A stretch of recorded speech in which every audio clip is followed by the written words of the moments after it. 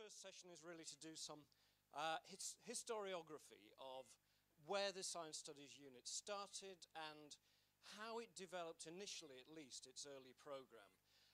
For that purpose, we have, Mary Shell said it would be great to get people who are involved to talk about this. For myself as a historian, I'm always hugely suspicious of actors' own memories of what happened. So we actually are going to start off with an outsider who will bring an independent perspective. The first person who will speak will have short talks and then move on to the conversation. But the first person who will speak is Tom Kelsey, who's currently a first-year PhD student in history at King's College London, working with David Edgerton, who I guess many of you will know, on the debates and critiques around science and science policy in post-war Britain, a context in which the Science Studies unit emerges in the 1960s. So Tom's has been working, beavering away in the archives, and will tell us something about that history.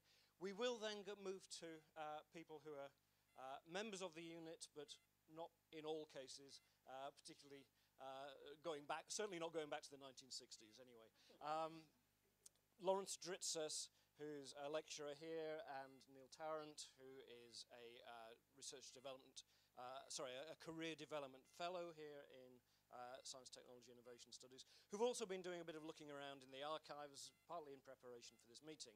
And we'll have, I think, some views to add to what Tom says. And then John Henry, Emeritus Professor, Greybeard Loon, Emeritus Professor of, but you won't be talking quite as long as the Greybeard Loon, I wouldn't imagine, who is the narrator of The Ancient Mariner, for those of you who didn't know, who will be telling us a bit about how he sees the early intersection between the development of the Strong Programme and the history of science as it was at that time. And then we'll have, I think, a bit of conversation between us, and then we'll move out to discussion with everybody in the audience. We've got up till 11 o'clock, so hopefully plenty of time for kicking ideas around. But kick off, I think, in that case, goes to Tom. Tom, would you like to tell us? And if you could speak into the mic. Will do. Is that working? Presume so? It's for recording. Okay. So, I see. Yeah. I'd just like to thanks for inviting me to this. And I just want to say that it's always intimidating to give a talk, never mind to talk when some of the primary sources are in the room, but, you know, never mind. So when historians of science discuss the beginnings of science studies, they start in the 1970s with Barry Barnes and David Bloor and the development of the Sociology of Scientific Knowledge, SSK. Steve Fuller has pointed out that science studies predates SSK. It was established in the mid-1960s and focused on the study of science policy and the hopes of technocratic socialism. Gary Werski made similar observations, describing how three technocratically minded units were created in Britain during the mid-1960s: the Science Studies Unit at Edinburgh, the Science Policy Research Unit at Sussex, and the Department of Liberal Studies in Science in Manchester. But what exactly these institutions aimed to achieve and what they initially did remains to be detailed. This paper explores these themes in the case of the Science Studies Unit. It's very lucky, that, isn't it? And in doing so, we find that technocratic politics and science policy were central to the founding of this unit and its early work. It was established not only to teach science students the social responsibility that came with being a scientist, but also to establish a rational basis for science policy. By the late 1960s, science policy was no longer an important part of the unit's research agenda, but it was crucial to the early years of the journal Science Studies, a venture co-founded by David Edge, the unit's first director. So, just to comment on the foundation of the unit. I mean, the story of the Science Studies unit begins with Conrad Howe Waddington. Waddington became an advocate of technocratic socialism in the 1930s, whilst lecturing at zoology at Cambridge and moving in the same circles as scientist socialists like J.D. Bernal and Joseph Needham.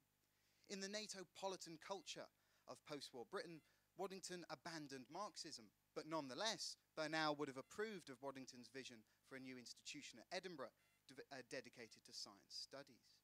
In 1963, in a memorandum entitled Science and World Affairs, Waddington argued that by offering undergraduate science students a lecture course outlining the role that science played in modern society, they would become more aware of their social responsibility as scientists. This was very much about teaching them how science influenced society. Waddington also described how the lecturers who gave such courses should do research in science policy.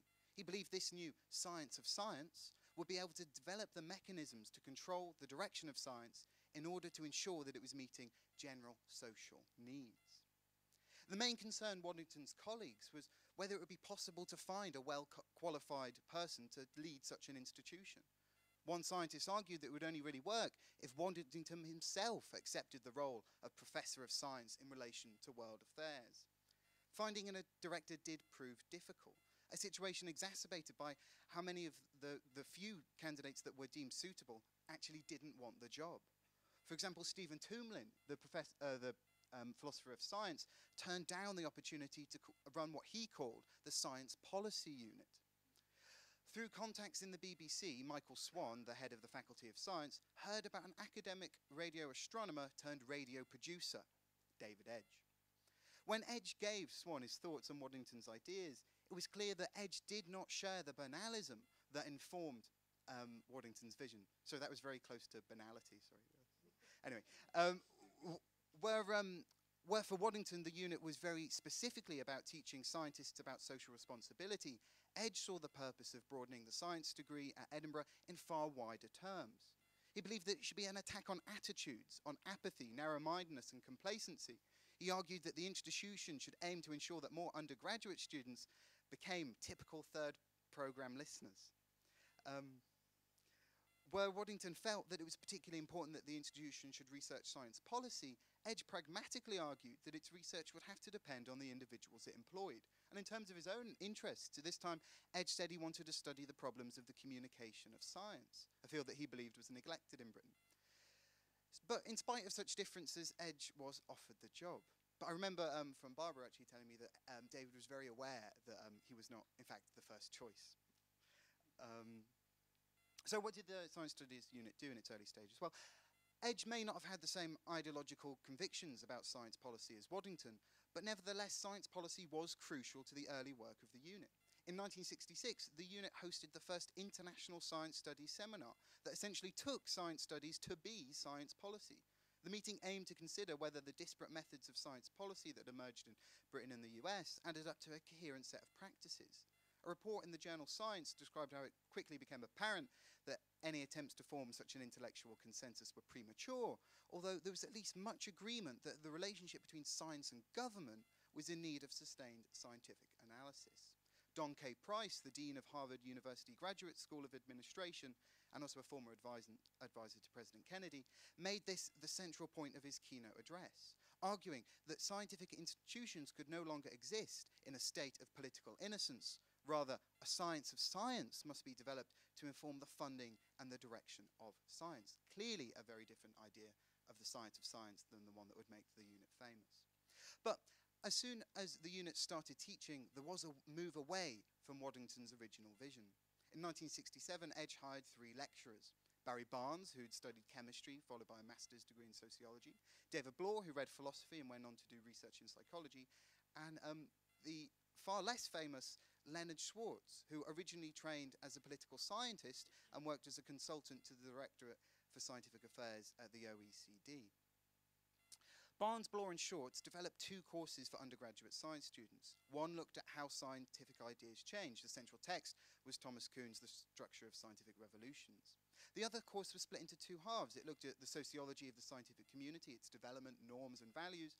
It also discussed the politics of science and technology, particularly focusing on what political structures existed to control science. Contemporaries, in fact, did point out how this course didn't exactly fit with the vision the unit was, with the original idea for the unit. R.H. Stutkopf, a philosopher, actually wrote to Edge complaining how the lectures of the Science Studies unit were too intellectually challenging, and he singled out David Bloor actually as being too difficult for his students. But there was also some sort of ground war here as well. I mean, he argued that they overlapped with courses offered by the philosophy department, and they clearly didn't fit into the agreed upon content of the unit's teaching. I think Stutkopf did have a point. In its teaching, the unit focused far more on how society influenced science rather than the ways in which science influenced society. There was more of Waddington's vision in the early research of the unit. The first major research project Barnes developed was on the career choices of final year science students, an endeavour supported by the Council of Scientific Policy. Moreover, around 3/4 of the seminars the unit hosted in its first 5 years were on science policy. However, of the first 8 research students that the unit funded, only 2 worked on science policy. One studied the role of the Ministry of Technology in the development of the computer industry, and another looked at the development of appropriate technologies for the developing world. Towards the end of the decade, the seminars that the unit hosted and the research students it sponsored focused less on science policy and more on understanding the social dimensions of the scientific community. In 1969, Schultz left. Barry Barnes told me he didn't fit in. And he was replaced by Gary Werskey, a historian writing on the scientist socialists of the 1930s. Werskey did write on the history of science policy, but not on contemporary science policy research. Tellingly, when Edge wrote a report on the activities of the unit in 1969, he dropped the word science policy from the outline of its work that had been there really from the beginning. But it would be wrong to suggest that SSK became dominant within science studies in the early 1970s. The field was particularly broad, and consciously so, especially in a disciplinary sense. When in 1971, Edge co-founded the journal Science Studies with Roy MacLeod, a historian of science working at Sussex, they argued that the need for serious scholarship on science arose not only from the work of sociologists and historians who were trying to understand the relationship between science and society, but also from the concerns of economists and political scientists who were troubled by the rapid growth of the scientific estate, the high cost of military research, and the uncertain relationship between scientific expenditure and economic growth. They welcomed contributions from political science, sociology, economics, history, philosophy, sociology, social anthropology, and the legal and educational disciplines. They asked for studies on developing countries as well as Europe and North America, and issued a deliberate call for a wide-ranging understanding of what constituted science. That included fundamental research, applied research and development, of university science, industrial science, and science in government. Fittingly, the first article Barnes published in Science Studies was on the sociology of industrial research. Edge and MacLeod, however, were not entirely successful in all of their ambitions for breadth. Within the first 4 years of the journal, 65% of articles that discussed particular countries were about the United States or Britain, and 91% of articles that were about a distinct type of scientific research were about academic science. But the journal was genuinely interdisciplinary. More than 6% of articles cited research in psychology, history, political science, economics, and sociology. If any single topic dominated the first 4 years of the publication, it was not SSK, but science policy. 1/5 of all articles in its first 4 years were on science policy research. So just to wrap up, in 2003, Bloor described, that he was not sure that Professor Waddington really got what he hoped for when it came for the Science Studies unit. And I think there's a lot to that. The development of the SSK in the 1970s was rather different to the science policy research that Waddington asked for. However, up until the early 1970s, there was much of Waddington's original idea in the work of the unit. It hosted the first International Science Studies seminar that essentially took science studies to be science policy. And although the unit itself did not become an important home for science policy research, Edge did try to ensure it remained an important part of the field through founding the journal Science Studies. The teaching of the unit may have focused more on the ways in which society influenced science rather than the reverse, but nonetheless, undergraduate science students were taught about the impact of science on the modern world. But when we do turn to understanding the development of the sociology of scientific knowledge, an appreciation of the actual beginnings of the Science Studies unit needs to be in place. We need to comprehend not only why the Edinburgh School came into being, but why they did so in light of other questions and approaches. The history of the Science Studies unit and science studies must be explained symmetrically, with as much attention given to those ideas that became important as to those that were lost or settled elsewhere.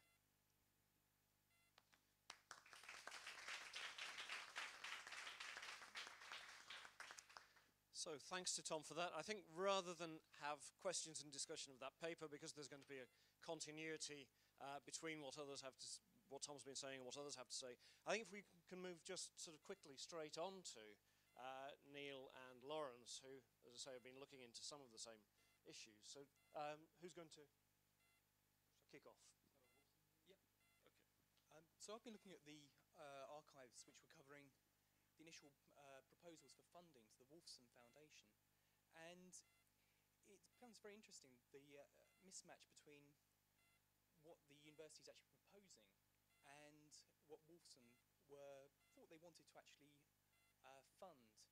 Early in 1965, we find that a reworked version of Waddington's original proposal was drafted by David Edge, and this was forwarded on to the Wolfson Foundation, and eventually a delegation from Edinburgh, including I think Swan, Edge and Hale, who was so the Dean of the Faculty of Science, went to meet with the Wolfson Foundation, and they commented in a file note. Lieutenant General Redman, who is the secretary of the Wolfson Foundation, commented actually that the proposals that were being put forward by Edge were from this is the quote, "The memorandum in question was off base from the Foundation's point of view. For the interest of trustees was rather for giving non-scientists of promise a more general idea of science while at the university, rather than the other way round." It's also very interesting that from this file note we also find that the university really did stick to its guns with this. They wanted to maintain this original thrust of what Waddington had proposed and Edge had revised, was to educate scientists in new ways of thinking about science and broadening of their education. And this became quite contentious amongst some of the trustees when the funding proposals were actually pushed out. Many were actually very sceptical about the idea of whether this was a worthwhile project for the Wolfson to be funding. And certainly by December of 1965, Redman is very unsure whether or not this will actually go forward. He notes to Hale in a conversation that, in my opinion, it comes down to the chances of this being successful, this funding bid, are somewhat less than 50-50.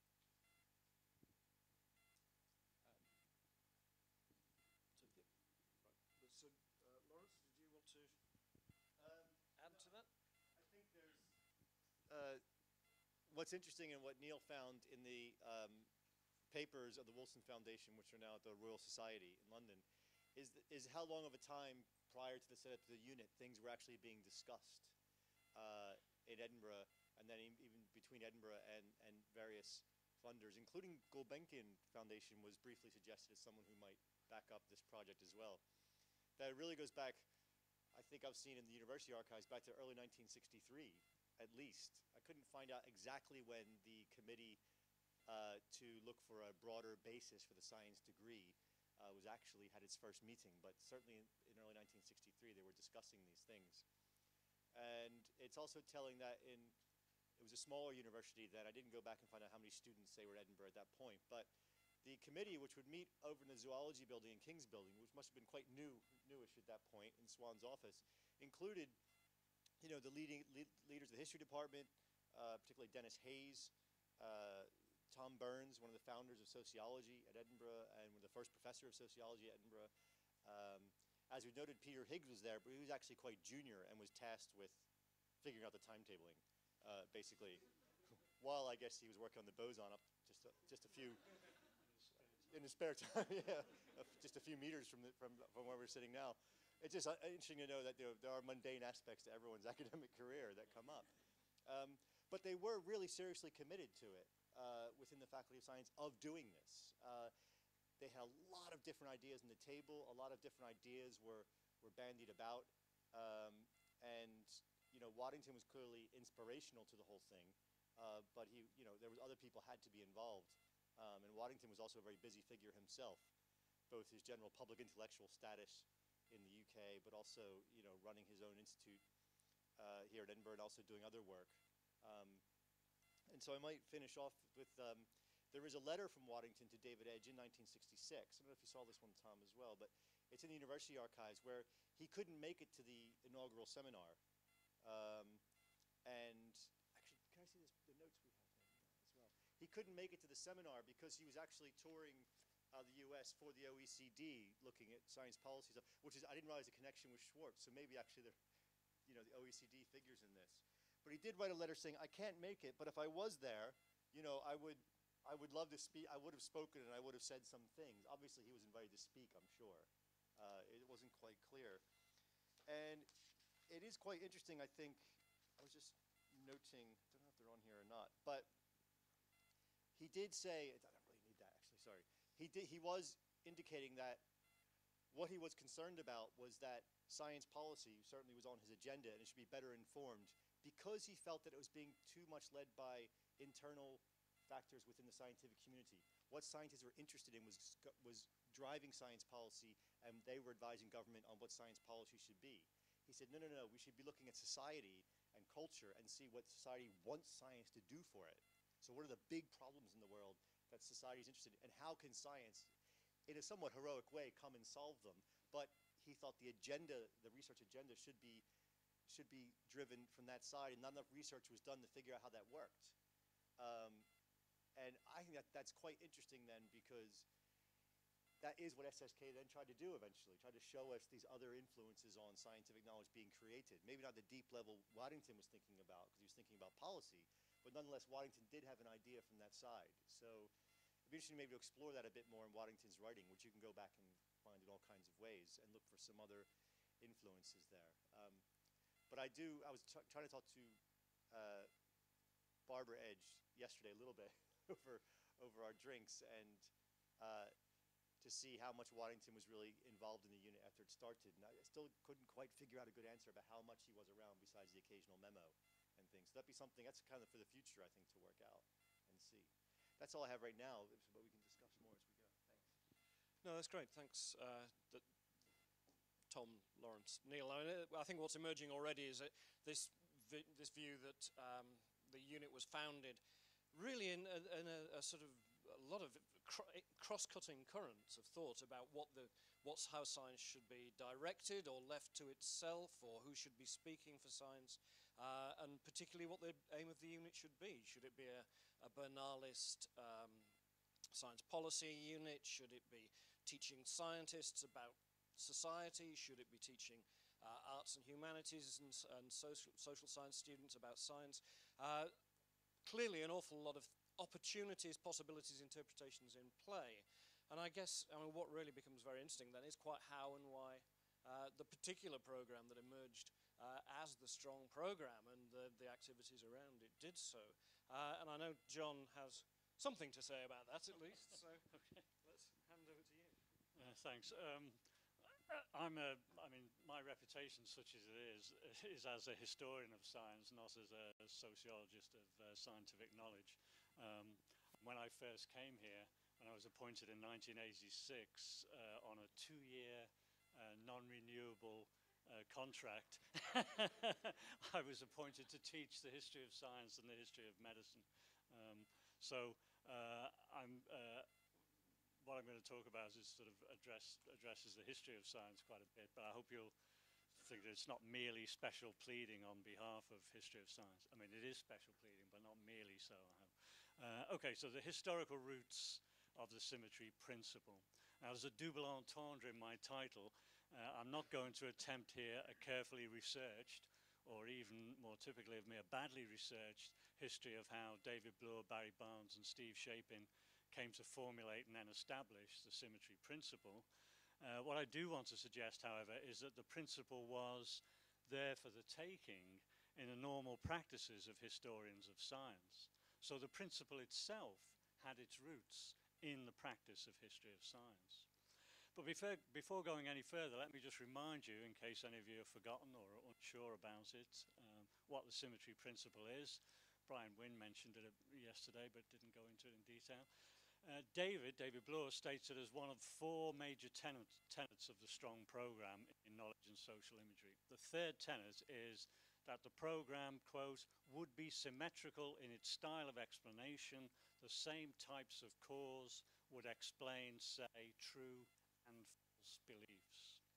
Now, essentially, what David is trying to do here is to move away from the prevailing view, even among sociologists of scientific knowledge, that the sociology of knowledge could provide a sociology of error.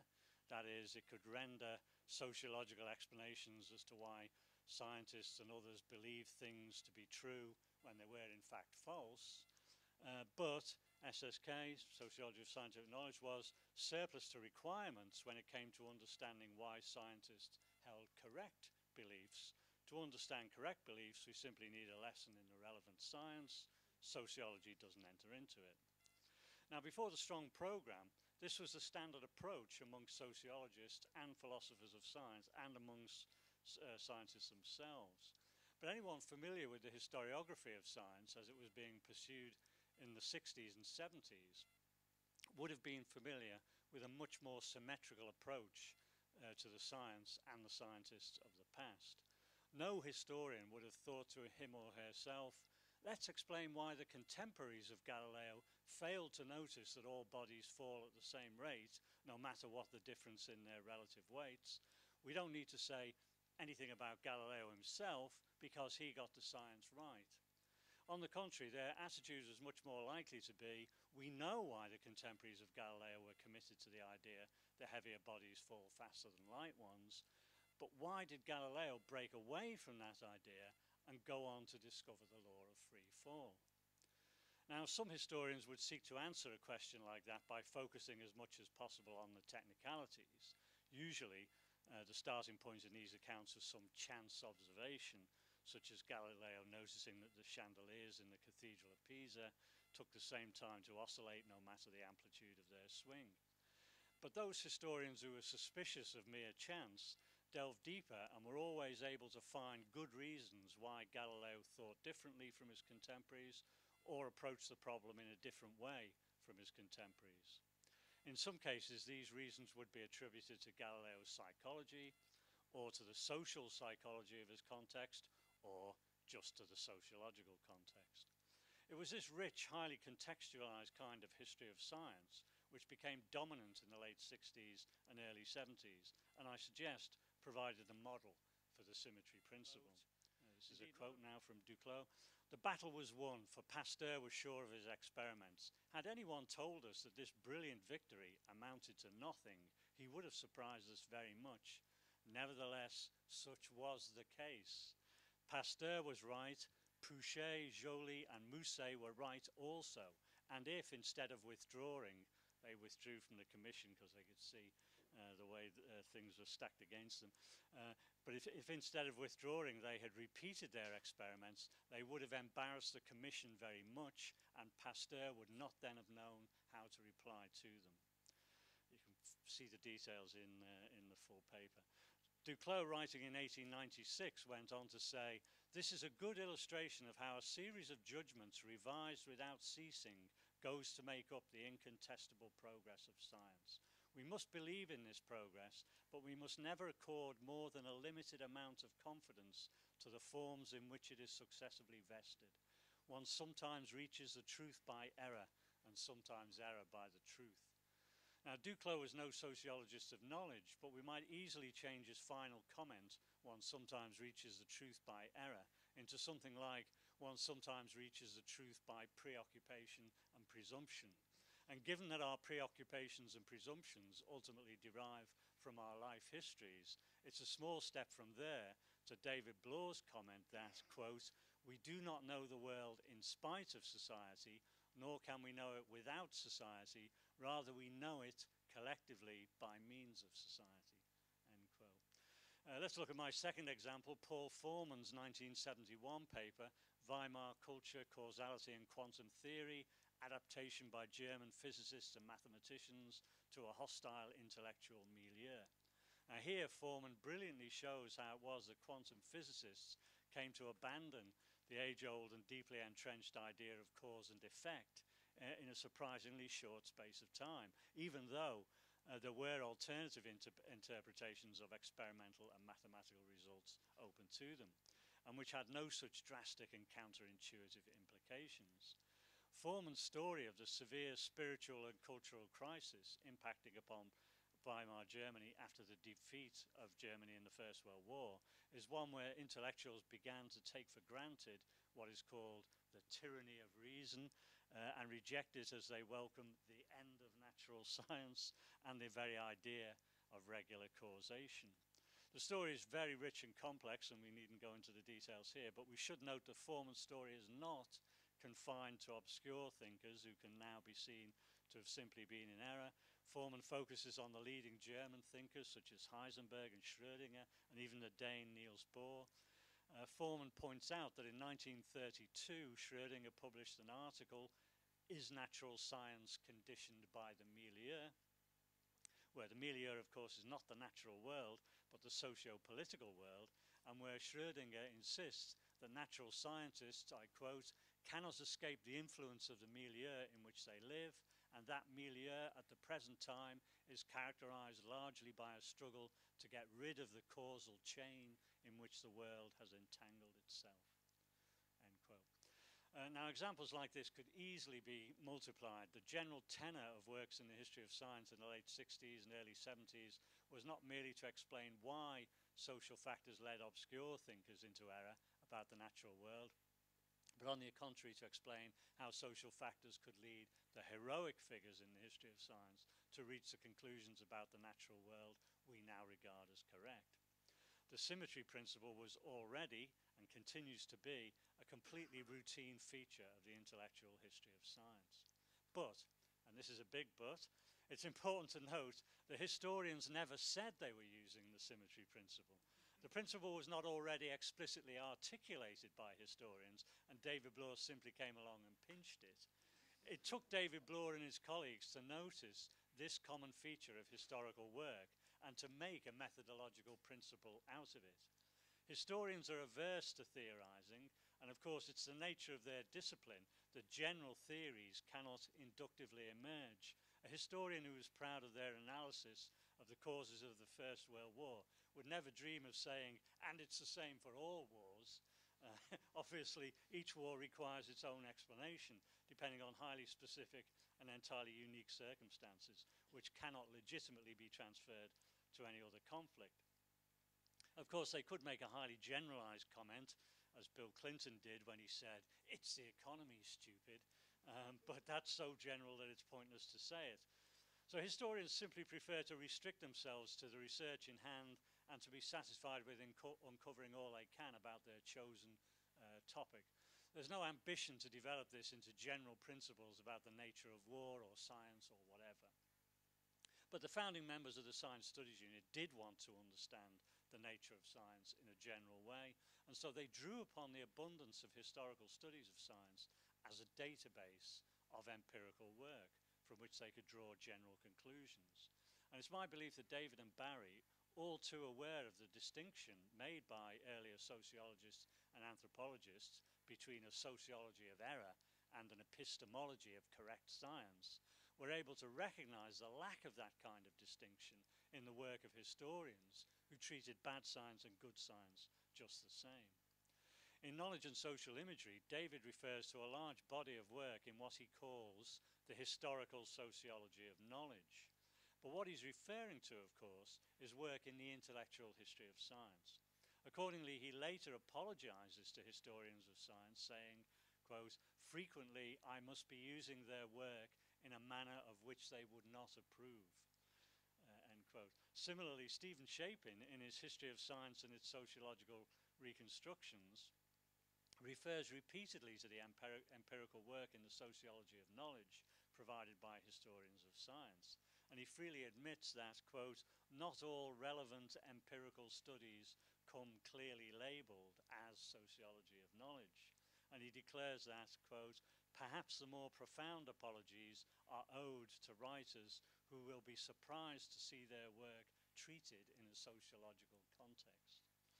End quote. So whether the historians knew it or not, when they were writing their historical studies, they were contributing to a body of empirical work in historical sociology of scientific knowledge.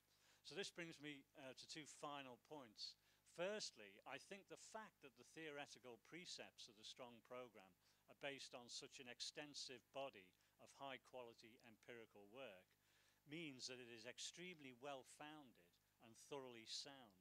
But I don't think the same can be said about all of the alternative approaches in the sociology of knowledge.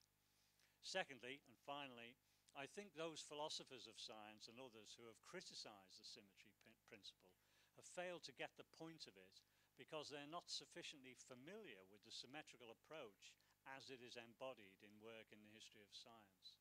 If they were to familiarize themselves with this work, I believe they would realize that there is no other credible approach in the history of science than to be symmetrical in the way one analyzes bad science and good science, and therefore they might finally get the point.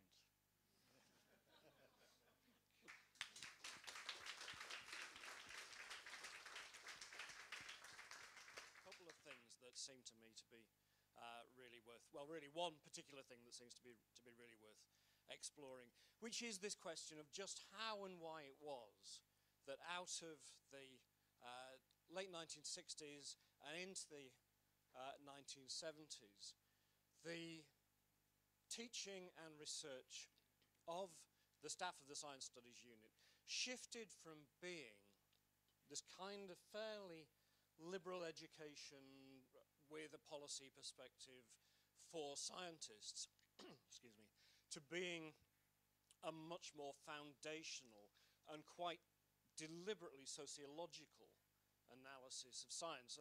One thing that's, I mean, it seems to me really interesting to ask is quite how and why sociology and a avowedly social perspective got in there.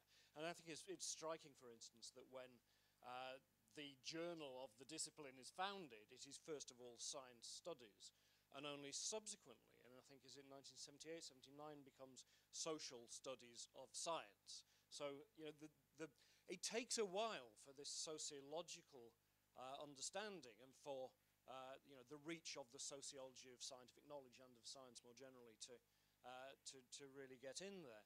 And just to throw out a few thoughts. The early establishment of the early teaching of the unit includes work on science policy issues, science and society issues understood in terms of how science impacts on society as well as how society informs science. There is that, I mean, it seems that you know, one thing that's going on is a conversation with the banalist perspective. It seems to be in there. And I think it's quite striking that when Gary Werski writes his, does his, what in many ways is you know, a pioneering work in the history of social relations of science. It is the Visible College which looks at, among others, J.D. Bernal and other Marxists, and in some ways is a reflection on the tradition that, of science and policy that the Science Studies Unit grows out of. So I think there's an interest in those issues. But what really comes to the fore, and thinking about the kinds of conversations, the way that the researchers in the unit position themselves, and what the conversations they had. I mean, one of the first things that they take up that's very clear, especially in the course that David Bloor teaches, is philosophy of science. It's not history of science that they're engaging with, it's philosophy of science. We heard yesterday, for instance, about, from, I think it was John Law talking about taking that course, and the core of the course was a very close reading of Kuhn. It was a very detailed study of how Kuhn understands the processes of change in scientific thinking, scientific knowledge, and developing from the very start that engagement with that interpretation of Kuhn, which Kuhn himself, of course, later repudiates, as effectively a sociologist manqué, that he's doing a sociological understanding of paradigm change, and also of the work that scientists of normal science work within paradigms. The other person who's in there, I mean, Bloor looks at the Kuhn-Popper debates. Kuhn is important. The problems with Popper are important. The other person who's in there is Lakatos, of course, who writes the paper, The History of Science and Its Rational Reconstructions, which Shapin then appropriates and turns into a sociological counter. So Lakatos has this idea that scientists hang on to progressive research programs so long as they're progressive, and then when they start to cease to be progressive, become degenerative, they jump to another research program. In some ways, sort of running in parallel in conversation with Kuhn. So the conversation with the philosophers is important. First up, this is really about getting into an analysis of epistemology, and rather than sociology. So this is seeing where epistemology falls short and where we need to take up a sociological account.